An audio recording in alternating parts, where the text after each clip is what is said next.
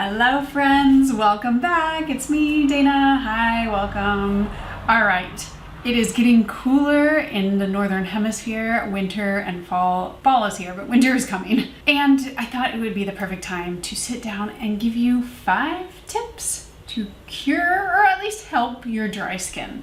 Because I get asked this quite often, and I like to tell people kind of what I do and what I live by to really cure what I had for a long time, which was dry skin. And now I have normal, and sometimes I have combo skin. I will say it is also based off of where you live. If you live in one of those climates that is just dry, it's gonna be a lot harder to do this kind of thing, but you know, there are some simple things you can do that will help a little bit. So without further ado, if you do like this video, give it a big old like, subscribe, and we will get going.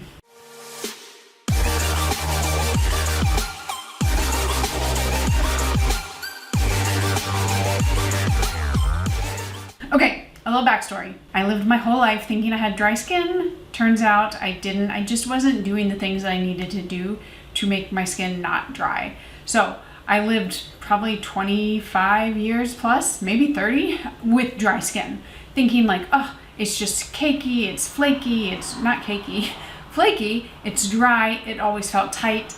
And then I finally started kind of thinking like, what can I do? Because what I've been doing this entire time is not working, so why continue doing that?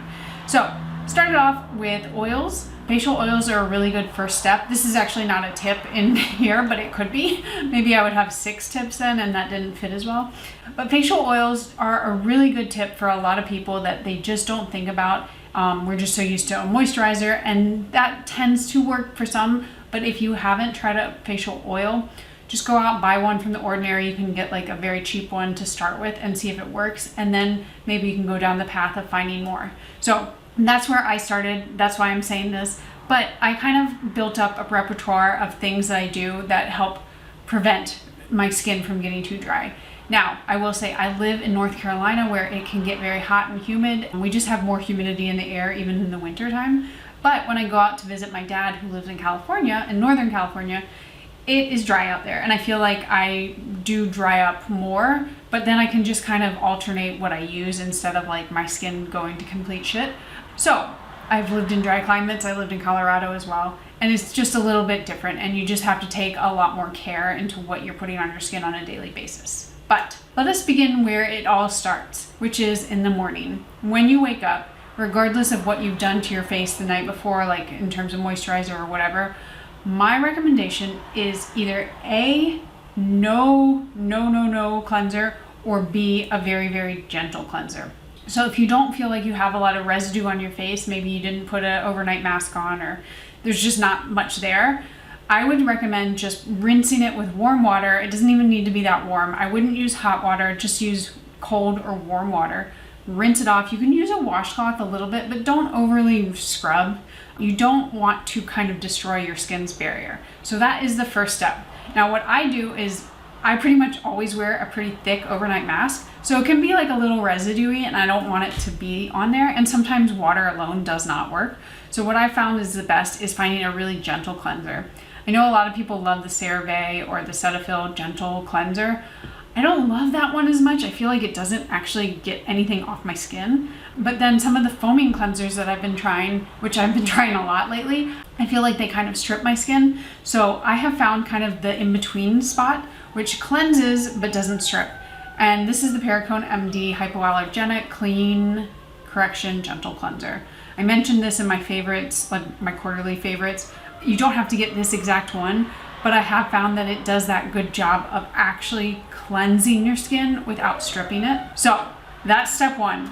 Like I said, if you feel like your face is already a little dry and you don't necessarily need a cleanser, just do water. I know it might feel like a little weird if you're used to cleansing your face every morning, but trust me, it's better for your face. You want to protect that skin barrier as much as possible. The next thing is to layer your products. Now, I don't necessarily do this in the summertime because like I said, I live in a hot, humid climate and I just don't need a lot of moisture during the summer. but during the winter, I always layer. So it can be 2 moisturizers, it can be a serum and a moisturizer, it can be whatever you have on hand or whatever works for you. A lot of people will find a lot of benefit from like a vitamin C serum and then a moisturizer. Vitamin C serums tend to give you a really glowy, kind of dewy look, and then your moisturizer is just going to accentuate that as well.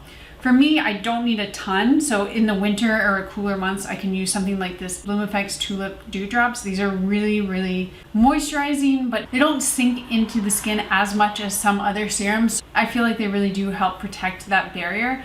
And then I would put any kind of moisturizer on over top of it if I am feeling drier.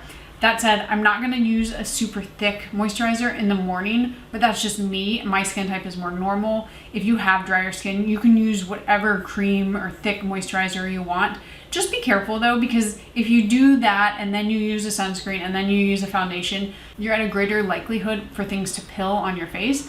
So, you know, you kind of have to play around and find the right combination, but I always suggest that people layer. And that also applies to your moisturizers. Now at night, I don't use just 1 moisturizer. I use like 3. So sometimes I'll start off with my La Roche-Posay. This is the Lipikar AP Triple Repair Moisturizing Cream. This stuff is thick, and it's cheap. So I will start off with that. It is a really thick one, and then maybe I'll put the Sunday Riley on over top of it, which is even more occlusive. So I'm gonna start layering it up, and even if I'm feeling very dry, I might put an overnight mask. But what I'm trying to say is, it's okay. You can use more than 1. I think people just think like I have to put 1 moisturizer on and then I go to the next step. And that's not necessarily true. I would say though, give it a second, give it a beat. If it like feels like it hasn't sunk in, let it like sink in a little bit and then go over top with the next one. But if you really are dry, I would just recommend trying to use more products than you're currently using. And that goes into my 3rd tip, number 3. Number 3 is to overuse your products. Sounds crazy. Sounds like a marketing gimmick, but I'm not trying to sell you on anything. I'm just trying to help your skin. But truly, truly, truly, what has helped my skin the most is I just lather it on. I do not care what I look like when I go to bed. If my husband cared, he probably wouldn't have married me. He knows it's like what I do for my beauty, but it really does work. So like under my eyes are very dry. I will just slather it on and I will not rub it in. I will just let it soak in. And that way I feel like, and maybe it's just a mental thing, but I do know that I put way more moisturizer on than most people. So if you're wondering like, did my little dab of moisturizer do? No, it did not. Put more on. If you cannot afford it, find something that's cheap, like the La Roche-Posay. This one is a very affordable, but very thick, creamy, nourishing moisturizer. And you can buy it, this is like the smallest size. It comes in these massive sizes. And you can just smother it on your face and your face will feel so much better for it. So that's number 3, overuse your products. Now, the 4th one, it feels so obvious to me, but I feel like not everybody does this, and that is to use a nighttime moisturizer or overnight mask. This is the time. People, this is the time. Please don't worry about your pillowcase. If you do worry about it, go get a cheap one. It doesn't matter. You can you can wash it, you can get a new one, but that's like the thing that you shouldn't worry about because your face is with you all the time. Your pillowcase, nobody sees. So slather that moisturizer on, find a good overnight mask. I prefer the Tete Indigo Overnight Repair. This stuff is worth its weight in gold. It is very, very expensive, but the Sephora sale is coming up. So if you haven't tried it, I feel like they maybe have a small size, but if not, try to get it when it's 20% off. It is worth it. It is a serum, a moisturizer, and an overnight mask in one. It is occlusive. It really doesn't have any kind of irritating properties, no scent to it really. What else can I say? I love it. This is my 2nd bottle and I use it sparingly because it is so pricey, but it is worth its weight in gold. So, like I said, if it's just a cream, put a lot of it on, but if you can, find something that has that kind of occlusive barrier. I will link my, SkinCeuticals dupes video. That's a great video because the SkinCeuticals Triple Lipid Restore is like kind of the holy grail for me of those very occlusive moisturizers. But in that video, I give you options that are maybe not exactly the same, but have similar properties and are much more affordable. And the Tete is one of them, but there's some that are even cheaper. And it's just, you want that kind of barrier. those products, the SkinCeuticals and the Tatcha, and even the Sunday Riley, what they do is they almost form like a waterproof layer where it allows your skin to kind of soak up any of the products you're in or you put on it without the air drying your skin out. So that's super important, and it's basically like slugging, so you can do it with any like cheap slugging product as well, but that is a key to keeping your skin looking fresh and not so dry. Okay, tip number 5, and you guys are not gonna want to hear this because I feel like people don't like this one, but this is one of the things that did the most for my skin, and that is to turn your air conditioning down, I guess up actually. Basically use less air conditioning, don't blast it in the summertime. If you live in a hot, humid climate, that can be tough, and I live in one of those places, but it can be done. Not only is it gonna save you money, but it's gonna save your skin. So I find that when I'm in, like, if I have to go into the office or whatever, when I used to work in an office, my skin would be dry by the end of the day. And it's because the air is just blasting. There's no humidity. It's just very dry, very unnatural, and it's not great for your skin. So if you can, I would say turn the AC up a few degrees and like kind of work your way. You can kind of do it over a length of time. You don't have to do it all at once, but work on getting it a little bit warmer in your house, and you don't have to have it all the time. So I like to sleep when it's cooler, so you can turn the AC down at night. That's not a big deal. Or like I work out in the mornings usually, so I have the AC up a bit or down, I guess.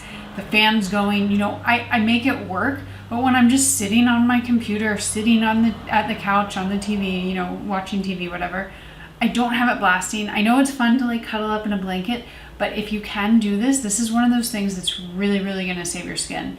And it's just one of those little tricks that you can incorporate, and you don't have to pay anything. You actually are gonna get money back by not spending as much on your AC bill.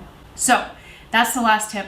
I did want to mention one more kind of like, I feel like I shouldn't have to mention this because if you're watching my channel, you have watched a million sunscreen videos, but the best thing you can do for your face, just no matter what, if you're trying to fix dry skin or if you're trying to have like better looking skin as you age, it's sunscreen. So finding the sunscreen that works best for you. You know, if you have drier skin, look for something like this Shiseido one. This is an oil-based SPF.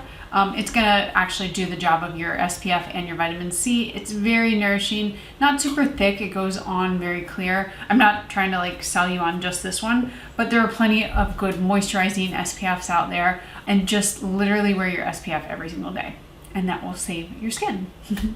So if these 5 plus 2, maybe 7 tips helped, give it a big ol' like, and I will see you guys in my next video. Bye.